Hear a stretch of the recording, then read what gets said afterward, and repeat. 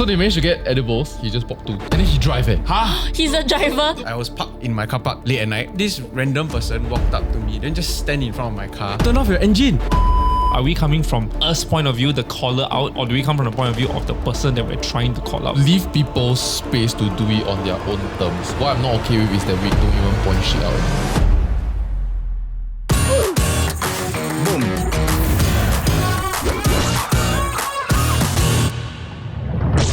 So a few weeks ago, we actually heard from CMB to collab on their latest campaign, which takes a very unique approach towards this fight against drugs. Okay. I'll explain it to you a little bit more, shortly. But right, to be a bit meta for the audience out there, this brief actually basically sparked a conversation amongst us, I think during lunchtime or whatever, right? Yeah. Then John brought up he bring up this thing about like liberalization of the world, then how it changed the way we see things, all that, and whether like we are better or worse off for it. Yeah. So we thought that it'd be very interesting to have this conversation here. It's true. And not about drugs. No, drugs will come in somewhere. Okay? Yeah. The campaign is about uninfluencing. Okay, opposite of influencing. And Thanks for that. And basically, right, it's asking people to figure out whether they can exercise the ability to process information to decide whether it actually resonates with them or not. Yeah. Because now social media, right, with like all your feedback loops and this kind of nonsense, the moment you're trapped in like a rabbit hole, right, then that becomes like, in some ways, your reality already, you know what I mean? One thing that I found very interesting, because like, of course, actually we're lifting the lead on quite a lot of things, right? When these briefs come in, we actually all get to see it first. And I think one thing that was very interesting to me was the target audience, because the whole purpose of this was to actually be quite a departure from other drug campaigns. Drug campaigns, usually you bring someone who's either someone who's been convicted before, a former drug addict, to explain why this was the worst thing that ever happened to them, right? And that usually speaks to a lot of people who maybe thought of trying drugs, and if they were to answer a survey and say, do you want to try drugs, and say yes, like, okay, that speaks to them. But one thing that was very interesting is actually we're trying to speak to people who actually say no at these surveys, because what usually happens is that people who end up trying drugs don't actually think that they want to try drugs. They just happen to be in situations that you just go like, okay lah, why not? And so you don't actually realize it until you're in that moment, which is why the uninfluencing part is so important. It's, do you actually have that agency to decide for yourself? Or are you being actually somewhat uninfluenced by people not saying anything, by your environment? So that was what was very intriguing to me. And so actually John's segue on the whole idea of liberalization and actually does it change the way we see the world actually makes a lot of sense, because this speaks to how the whole world is changing and how we are making our decisions for our lives. So yes. This actually speaks to most of us, I would think. Well said, sir. Thank you. Thank you. No, I think it's worth noting that like oftentimes whenever we sometimes do these collaborations, people don't actually see the brief and they don't actually know like sometimes the purpose behind it. And I thought it was actually quite useful for them to know why we're having this conversation. This is the weirdest collaboration content we've ever done. One of the conversations I was having with one of our colleagues, right, was about feelings. Like the first thing that came to mind for me, validating your feelings versus like being able to just say, no lah, like your feelings are not that important. Yeah. Are you going to bring up the fast stuff? Because no one's going to do it. You gotta do it. Then we will continue. Bring up the fast stuff. When do you be sensitive to somebody's feelings and just like constantly like, okay, let me validate how you feel. It's important to validate all that kind of thing. And then just let that snowball. I think I'm good at validating people. No, you are. You're so good at it. You're too good at it. No, but it's true. If they said that, like, okay, yeah. You're such an enabler. I don't know, but I don't know if it's detrimental. Because I feel like some people need to be heard, right? And then there are people like John who are the like attack a bit, like, you know, attack your Destroy you out a bit. Yeah, like you are the call out person, then I'm the validator. So I feel like people do need. Yeah, but why you never validate when I attack people? Yeah, you never validate him. You never validate me. Is my feelings not important to you? Or you attack him instead? No, I got sometimes try to, you know, argue with you a bit, but then you raise your voice, then I'll be like, what nonsense? Shit. then I feel like I don't want to talk to you already.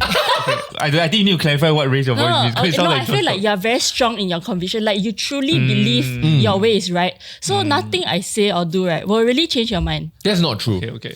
You see. In my opinion. So this one, right, is very hard. So in times like this, right, I just have to take it. Please raise the voice.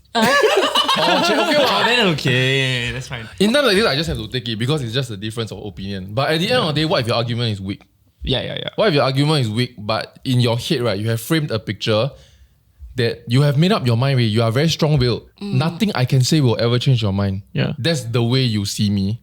But what if your argument is just weak?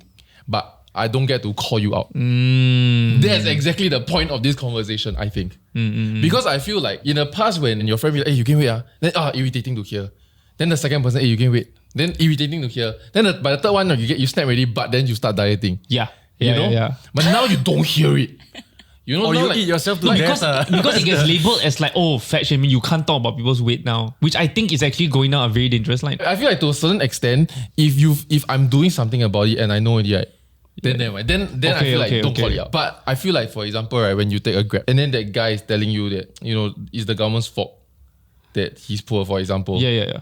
Or like he got certain policies wrong, completely off one. And it's not about, obviously I don't care how he votes, right?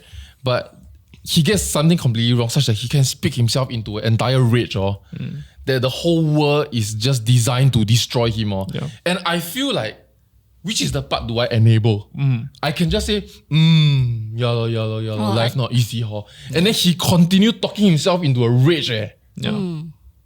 Or no. call him out. But his life, your life is intense though. Yeah, no, but not really call him out in a sense. But having understand actually it's not like that. You're seeing it kind of wrong, especially if it's wrong. If it's not wrong, then obviously I would just Yeah. So that is the part that really irks me. Because now also like in a private conversation we have, there's a weird power dynamics. Then the cameras are here. Then I also don't want to be like, the boss that raised his voice whenever he feels like he's being challenged. So I'm like, then what do? I just keep quiet. I just like, Allah, you're right. So you feel you cannot speak your mind? I try to do it anyway, but I have to outweigh and see what's the what is the point. Yeah. So there's a lot of battles I walk away from now. So I actually didn't win a couple of the No. You win. I tell you, But I definitely feel it too. And I feel like I catch myself sometimes being overly enabling, but for very, very selfish reasons, which is that in the past, right, I may have called out someone before or I may have played devil advocate. And then I suddenly feel them like distancing themselves from me already because I'm not enabling the kind of lifestyle they want. So like, I think a lot of us are now very attracted or we're attracted to echo chambers, right? We're attracted to just people that validate like how we feel. And that's the same for like social media as well. And I feel like whenever we hear someone say something we don't want to hear, suddenly like, I just don't hang out with them so often. It could be subconscious, but I feel like that happens. And so now I feel like I just agree with everything so that I don't lose my friends. The other aspect that I feel this is very pertinent is actually in the parenting world because there are so many different parenting styles, right? And in the end, a lot of what parents adopt is just, you parent your style, I parent my style. Everything is acceptable because we know how difficult. Yeah, they're quite real, right? Actually, because in the past, you get one of those, you shouldn't let them watch TV. Then it's very irritating. It's like, you don't know my life. Yeah, exactly. But at the same time, like that kind of wisdom slowly get passed down. That you like, no, it's okay because I blah, blah, blah, I know how to manage, but deep down you're a bit affected, right? Then deep down the next time your child grabs a phone, right, you're like, we'll cut that time in half. Maybe for example, right? Which is like net product good for child. Okay, everything is always in two camps, right? But the two biggest camps is really the you do you parents or the I'm going to impose my way to everybody camp. And this, right, can be on opposite spectrums also. Still have, man. I don't see this anymore. Have a lot. And the most pertinent one, right, is if you look at parenting content creators, whenever they say something fairly divisive, right, the comment section is just full on debate. And they won't even be talking about the content anymore. It could just be one small thing, right? And then someone will just say, no, this is completely the wrong advice. And then other people will be like, just leave her alone. And then someone else say, no, actually don't leave her alone. But the advice that person said is also wrong. So then they just, like, everyone is just fighting. It's so difficult. At the end of the day, right, you can type, you can like feel like, oh my God, I want to say all these things. And then the easiest thing to do is just go, never mind lah. No, so I've actually personally felt like over the last maybe like 4 or 5 years, right? I don't know whether it's TikTok or what, or you grow in a different way, right? But I feel like you adopted a very strong you do you attitude. Me? Yeah. Oh, I strongly can't disagree. challenge you sometimes. Sorry, she raised her voice. I apologize on her behalf. No, like sometimes you say a movie sucks, then I'm like, why? I won't be like, you do you. No, I feel like you don't challenge yourself. You only tell you do you. I don't know whether it's because I'm older now, so people around me don't really have much things to fight about. Versus like, let's say in my 20s, right? Like when I was 18, my friend stole something for the first time. Then when I saw her steal something, I didn't say anything because I wasn't close to her. Like I don't know whether to call her out because we could get in trouble. So I just like carry on with the day. Then like a few months later, we were overseas. We went shopping. And then when we went back to the hotel, right, we decided to like, let's share our loots. Then she pour real ones, her loots. Like we wanted like girl time. Then like, I bought this. Then she pour like a bag of like jewelry. Okay, it's not the expensive kind, the fake ass jewelry on the bed. Let's call her Jane. Like, Jane, what the hell? Then she like, yeah, look at this, so nice, right? Then I'm like, where do you bought all these things? Because we were quite broke, Yeah. thinking where she get the money. Then she said, no, I just take. Before I call her out, right, I always think I must find the reasoning first. The John stole the bread because he very hungry. Yeah. Then I asked her like why she do this thing. Then she said, oh, because it's very fun and exciting. Then in that moment, I like, I need to call her out because she said it's fun and exciting to steal and she's quite close to me. I don't want her to like go down the wrong road. Yeah. So I told her like, Jane, I'm telling you this because you're my friend, okay? Like, I'm not like scolding you or anything, but I feel like you don't know the consequences of your actions, so I need to tell you this. Wow. Yeah. So I give her this whole like pep talk, right? About how does this affect her and her family and friends. Wow. And I tell her, How does wow, it affect her friends? we are overseas together. So if she gets in trouble, okay, right, okay. I have to Ruin go your save trip. her Okay. from the police station. I don't know how to get her home. Like, what if she's like, because we're overseas, it's Yeah. quite dangerous. Like, I don't know the legal system in the area, right? And then like, because we are on a kind of like coming back from a school trip, right? It will affect like maybe her grades or like standard at school. And then we are all like complicit. You have to give like, I'm a witness in this situation. And then it will affect her family because they'll feel very disappointed. Like, why she do this kind of thing? Yeah. And then I told her, like, honestly, what you do after this is your choice. Like, I just need to let you know what are the consequences so you don't do this again. Then after a 3-hour talk, she say, okay, Alison, I think I will never steal again. Wow. Then I was like, that's right. You sorry. I said, that's right. Sorry. I said, that's right, Jane. You shouldn't do this. Then after that, she does steal. But see, I never say you do. No, you but are. it's so good of her to take it that well. Yeah. No, I think because we are closer, so I think she accepts this speech I'm gonna give. Yeah. But you noticed this pattern before that already? Yes, and I didn't So- say anything. That's why, because I thought What like was holding you back from saying something Back then, yeah. before? Yeah. I think the first time when she did it, right, I felt like we are not so close. Like I'm not that close. I don't know how to call her out without sounding like a bitch. Like obviously, No, I would completely think right. like I probably wouldn't know how to do that also. and she's still already, and we are like quite far away from whatever place. Like, what do I want her to do? Go back, man, and like admit, and then we all get in trouble for this. But I also feel like that conversation has a lot of legs to go sideways. Okay lah, stop this lah. You think I don't know the consequences? You think I don't know I can go to jail? Yeah. Okay, relax. I didn't get caught. Okay, enough. Yeah, You know that kind of don't preach to me. yeah. I got get caught, meh? You know, Hello. that kind of That's thing. why I wait for the third time. I think the third time, right, is where I had the courage to ask her why. Right. Because the first one, I just haha. Maybe this whole time she was stealing to impress you. Yeah, because you haha. No. Yeah. But did you talk to your other friends about it? Like, are you all on the same page I of did. like, Actually, I made a joke about it. Like, hey, Jane got stealing problem. Like, in my head, like, hey, how Jane got stealing problem? No, because As in, but the whole clique knows lah. because people who went and Okay. because Yeah. right, actually she never say she steal. Is I noticed why got something new on her wrist. Right. Like I said, what's that, Jane? Then she like, oh, I take just now. Then I was like, huh, you take? Then she like, yeah. Then I just like, okay. But I Damn, know Jane is that out of control. Hey, but she's really good at it. she damn good. What the So I also told her Sleight of during the confrontation, Jane, next time you want to go shopping, right? I go with you to the changing room because I know the changing room is where you get the thoughts of putting it in your bag. Oh my gosh, it's a literal addiction. Yeah. She know it's wrong, right? But she think damn exciting when she go to the changing room. She tell me, I super respect that because I don't think I could. Like call someone out. at some point in my life, I went on a trip, and it's not those meet very often friends. It's those meet once every 2 years, but the relationship is there kind of friends, right? We take turns to drive because it's like 2-3 hours per way, and then the friend say, "Hey, I bought gummy. You want?"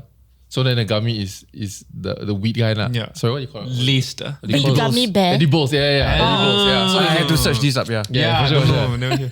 So you lick they your managed to get edibles, and then he said, "You want or not?" Then I said, "Oh, I don't want."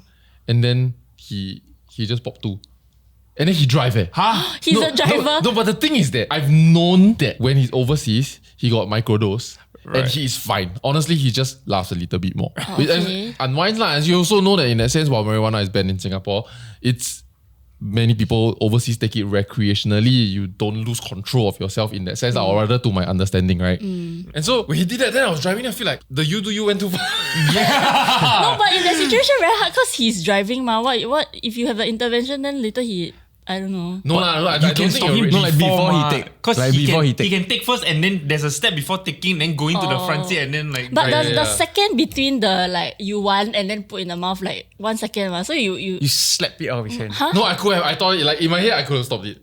yeah. like, No, why you cannot just drive? But I just ended a shift. No, as in, when it's your turn to drive, you want to pop drugs, then I take your shift. yeah. The point here is Why are that we prioritizing you popping drugs?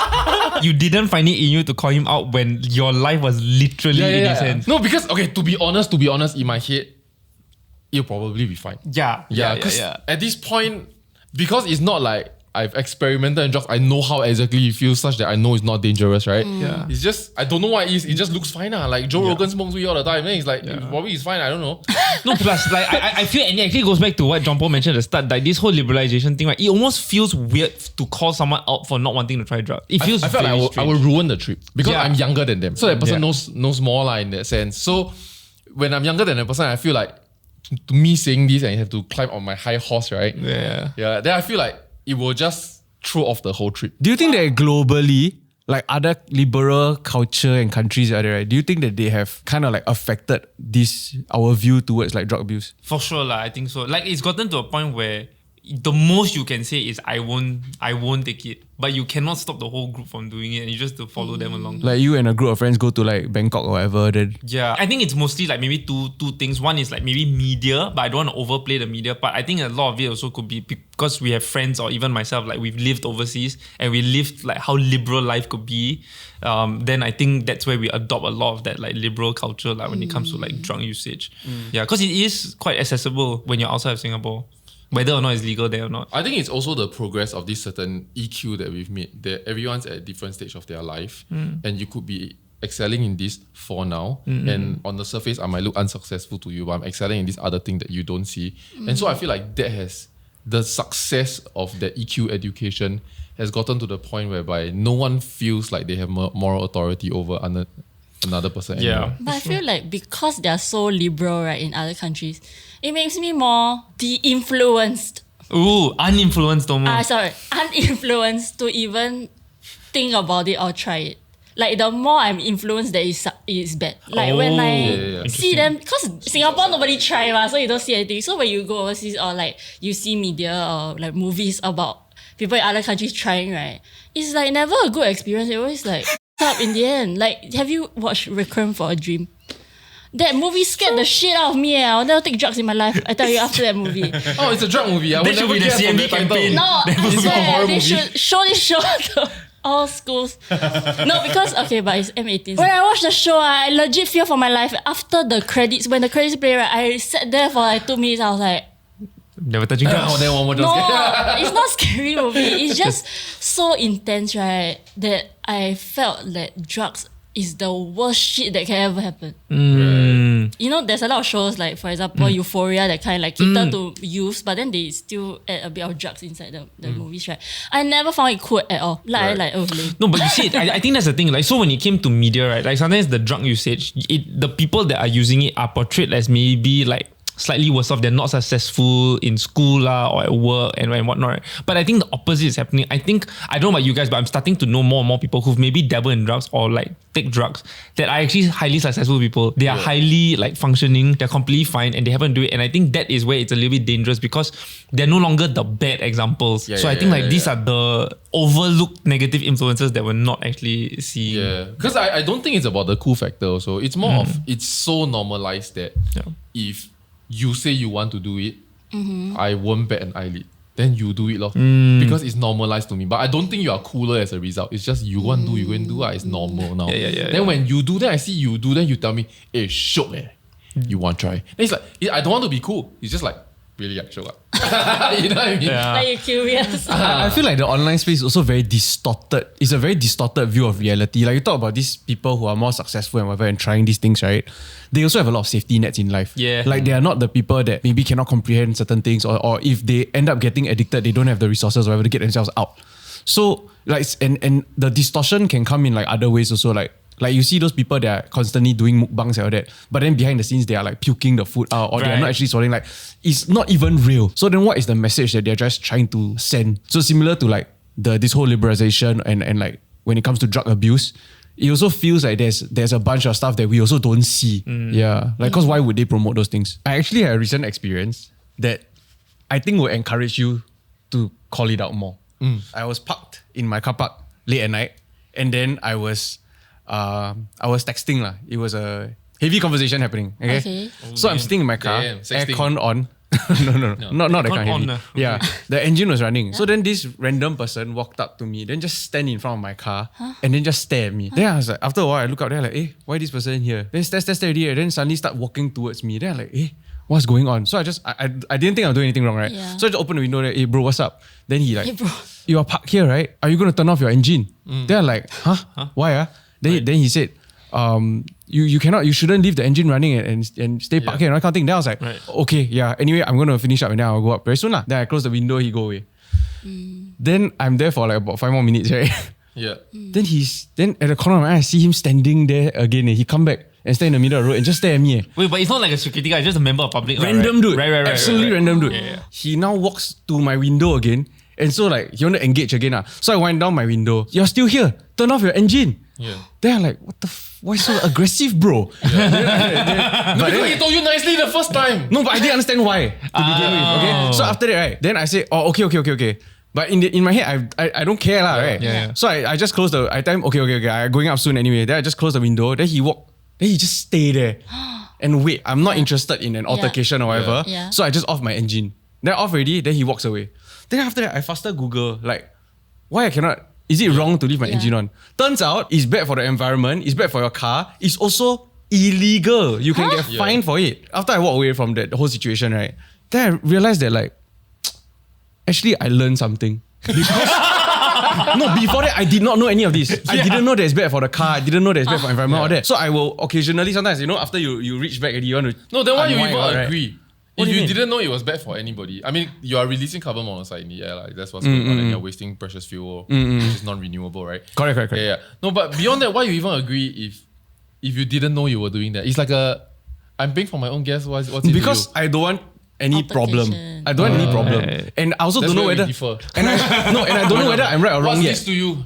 No, and I don't know whether I'm right or wrong yet, right? But because of this situation, I learned these new things. Yeah. So now I stop. Every time I park already, I will just wind down window off the engine, whatever, and then whatever lah. Okay, EV. Yeah, and if I were to come across this person again, right, I honestly would thank the person. Yeah.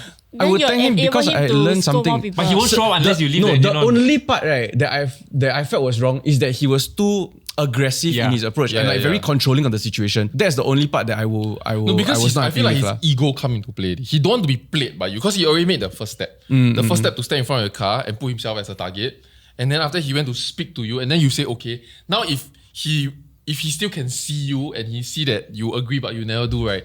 Well, that bruises his ego. The second part he come back is very little about the environment already. Yeah. For The sure. second part he come back is about you say already, then why you never do? Yeah. Which I feel like that was what could ruin things. But the only part that's scary is that right, he lucky I got self-control. Because I was like, once again, right, I'm in a very intense conversation, right? Half of me wanted to get out of the car and maul him. Like, Yeah. And you but, could have. But I really I just tahan because I just don't want to Yeah.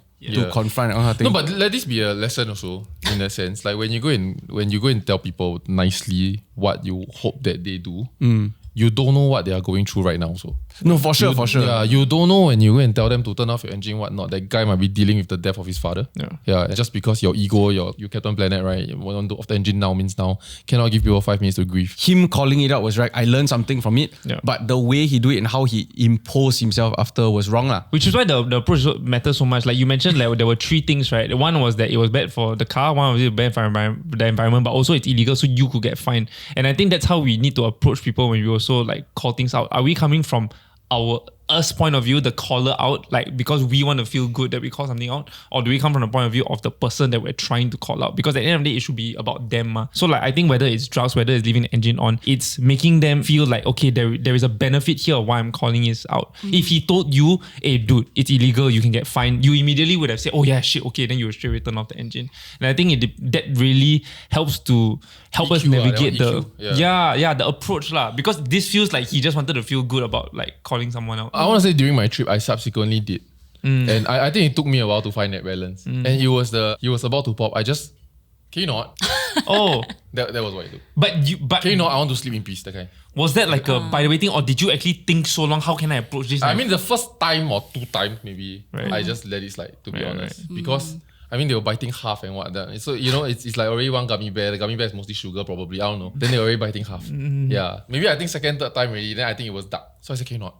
I want to sleep. Then he said, okay. and did they listen? I think it was because it was chill. It's in a sense, bro, can you turn off the engine? If not, you'll get fined. Yeah. I think it was the energy. Yeah. I think if I went down your route, right? Yeah. Especially guy versus guy, and that Right. person, someone has a older than me authority, right? I want to tell you the consequences of your action because I care about you, right?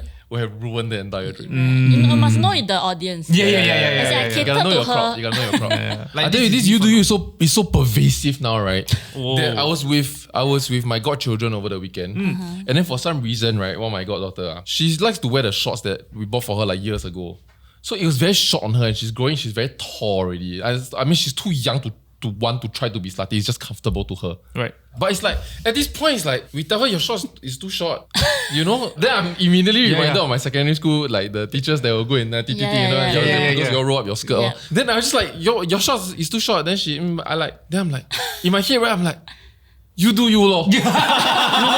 Then I'm letting that little kid, right, Yeah. look like a young hooker, you know what I mean or not?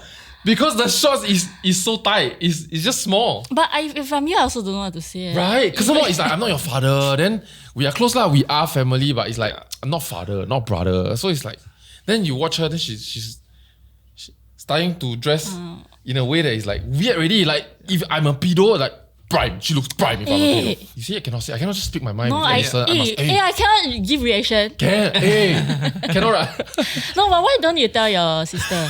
Yeah. We say in front of them. The parents say you want to buy clothes, we must throw away your old clothes. Okay lah, don't buy new clothes. No, but she will want to buy things now. Right? As a kid, you always want new things. So Like, you okay, work you with want this them. one? Yeah. Can. Then we have to throw that one. Gotta motivate. You're teaching them the wrong things, but you're getting the right results. No, but some people I feel like they call right with not the right intention. Yeah. Oh, Like- what intention would they have then? No, like just want to comment and make it funny or like Right. there's Yeah, no like thought behind like whether I say this thing the person like I think about this person's health. Like got one time like I was with a group of friends, then I bump into another friend, right?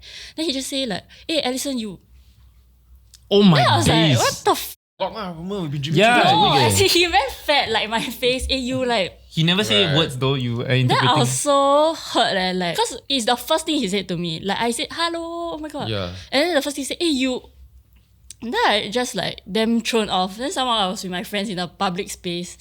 Then after that I never talked to this person. No, rightly so lah. I think rightly so. There needs to be I a was so Oh, angry. So here's where I got it, right? Not that I do it. Okay, I don't think I do it. But I want to say these things are good for you.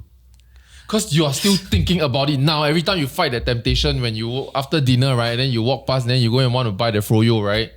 You think about that guy, then you're like, this asshole. No, Then, He took one No, for then I you don't. won't buy the froyo. But the point is that When I if think it's of like, Alison, asshole you look people- great, you're going to eat the froyo, you know what I mean? I think he also brought up something about how, like, we are in our 30s looking back, and then because of that, right, when I think there were a lot of opportunities and moments in our 20s where if we had been able to discern and understand this and call our friends out or even ourselves out earlier on, right, it's not so bad. But the damage that it kind of does over a long period of time, because your 20s are very formative years of your life also, right? Then it feels like that one does a lot of, like it does more harm in the long term if you don't call it out earlier on. Like now you say in our 30s, we all kind of like get it together already, right? But for those that didn't in their 20s. I think it doesn't need to be fixed and addressed. Yeah. I think the fact that you all have the culture of being able to say, I don't think you should, blah, blah, blah. And then it's like, bro, I know what I'm doing. Yeah. I think, right, enough. Yeah. Then next time they're on it again, be like, dude, you're still on it. Yeah. Enough. That's how I think guys operate. Like Yeah. it needs to be at that level where, okay, when you're really doing it at home, then you're thinking, this guy's actually said this. To leave people space to do it on their own terms. But, and I'm okay. I personally feel like we're okay with it. I'm okay with that. Yeah. What I'm not okay with is that we don't even point shit out anymore. The problem isn't just that people are not calling it out enough. I think the root of the problem is that we're not in a society that can hear it. You know, we are in a position where every time someone says it, we go into defensive mode or we go into attack mode or we go into I'm not listening to you anymore mode. We're not ready to receive a call out. And I think that's what needs to change because people don't want to call out because we are afraid that the person doesn't want to receive it. Same to you with the engine thing. Yeah. So right, I quickly search up this ChatGPT framework. Great. Okay. It's ChatGPT generated, so it's not the Bible. This framework is to try and guide people on deciding when to speak up. Yeah. When is it appropriate to speak up? Okay. Yes. So they have like a quick 5 one. Okay. The first one is the person in danger? It could be. No, maybe. fair question, right? Yeah. Is the Obesity person is in a danger? risk. Yeah. The second one is, are they hurting others? Okay. Whether intentionally or unintentionally, or maybe about to hurt somebody else. Okay. Drugs could do that. Like Have they- physically or emotionally. Have they asked for help? That means you are deciding when to speak up to this person. I Is when see. they ask for help. So for example, if Oh, let's say they you're say struggling with advice, weight, right? please, Then you or- might have made a comment like, I'm finding it very difficult to lose weight or to diet or what, right? Then that person may think of like, okay, since you have already asked, there's an opening for me to, okay, I maybe I can speak up on this. I see. Yeah. I see. Okay, last one is, are you stepping in for them or for yourself? That's the key one. That is the key one. Okay, so thanks for watching. If you want to find out more about CMB's campaign, you can check out the links in the description box below. If not, we'll see you guys in the next episode. Bye. I feel like I've been going down a wrong route and no one's calling me out. So The like card games, no, let's be honest. Like the whole Pokemon tried. thing, right, is an addiction, and like it's a huge problem. But I think like because no one really understands it or sees it in that light, right? I mean, people roughly know, okay, this is an addiction, but they don't know how dangerous it is. Like no one ends up going, hey, I think you should really stop, man, or like no one, everyone just laughs or goes like, hey, I also want, you know. But I'm happy for you though. Like when I see a man with a hobby, I'm just happy for them.